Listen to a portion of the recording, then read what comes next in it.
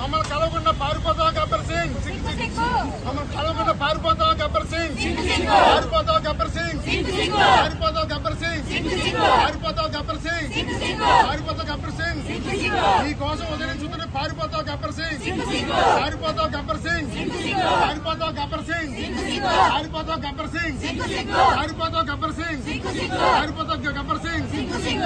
ఆప్కస్లో మరణించిన కార్మికుల జీతాలు 20,000, వెంటనే జీతాలు 20,000, సమాన పని సమాన వేతనం, సమాన పని సమాన వేతనం, సమాన పని సమాన వేతనం. రాజమహేంద్ర నగరానికి పవన్ కళ్యాణ్ గారు వస్తారంటే మేము చాలా సంబరపడ్డాం.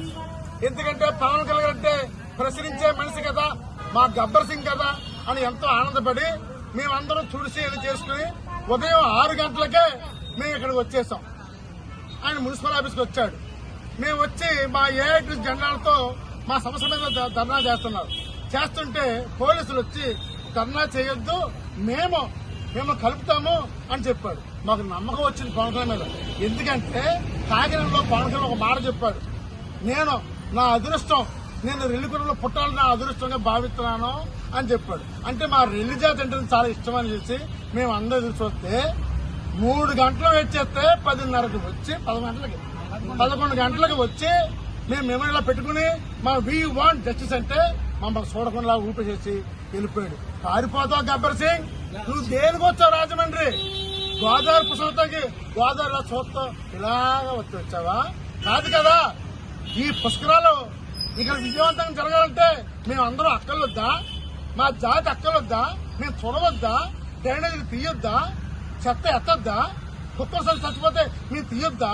మేము మీకు అక్కర్లొద్దా? వచ్చే 1,00,000 జనం, సిబ్బంది ఏమో 1,200 మంది, ఎలా పనిచేయాలి? అందుకనే పుష్కరాల సిబ్బంది పెంచాలని మేము కోరుతున్నాం. రెండో విషయం వచ్చినప్పటికీ ఆప్కాస్లో పనిచేస్తూ మరణించారు 18 మంది కార్మికులు. వాళ్ళ కుటుంబీకులు 3 నెలలుగా పనిచేస్తున్నారు. జీతాలు ఇవ్వలేదు. జీతాలు ఇవ్వట్లేదనేసి మేము ఎమ్మెల్యే గారిని కమిషనర్ కలిస్తే వీళ్ళకి జీతాలు 21,000 ఇవ్వం, 15,000 మాత్రం ఇస్తామని చెప్పారు. దానికి మా నాయకుడు సాక్ష్యం అంటే మళ్ళీ ఈ రోజు మేము సాక్ష్యం కోసం అని ఒక కార్యక్రమం పెట్టాము. ఎందుకంటే వాళ్ళేమో 21,000 చేసి వీళ్ళేమో 15,000 చేయాలా? రెండోది రిక్షా కార్మికులు ఉదయం మధ్యాహ్నం డ్యూటీకి వెళ్తారు, 10 గంటల పని, వాళ్ళకి ఇచ్చే జీతం 9,000. ఇది ఎక్కడ అన్యాయం? ఎండలో మీరు తిరగరా, మేము ఎండలో తిరగాల, ఎండలో తిరిగి పని చేయాలా? మా బతుకులకేమో 9,000. మీరు చేయండి, ఒక గంట సేపు సీల్ పట్టుకుని చూడండి, మీకు దమ్ముంటే చూస్తున్నాను. సిగ్గులేదు మీ అందరికీ. అంతేకాకుండా మూడవది 60 సంవత్సరాలు నిండిన తర్వాత నువ్వు రేపు నుంచి రావద్దన్నారు. రాకపోతే కుటుంబీకుల ఉద్యోగాలు ఇవ్వండి, అది ఇవ్వరు, ఏది చేయరు. ఈ 2.5 సంవత్సరాల్లో మా మున్సిపల్ కార్మికులకి నువ్వు ఏదైనా చేసావా అని అడుగుతున్నాను. ఒక్కటి చేసావా?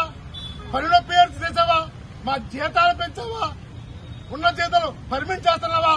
అందుకనే ఈ రోజు రాజమహేంద్రవరంతో ప్రారంభమైన ఈ మున్సిపల్ కార్మికుల ఉద్యమం నీ విజయవాడ చేరుకుంటది. ఈ గోదావరి నది సెలయేరు కృష్ణ నది దాకా వస్తుంది. మేము కాండ్రిగించి ఉండేస్తాము, సునామల మీరు కొట్టుకుపోతారు.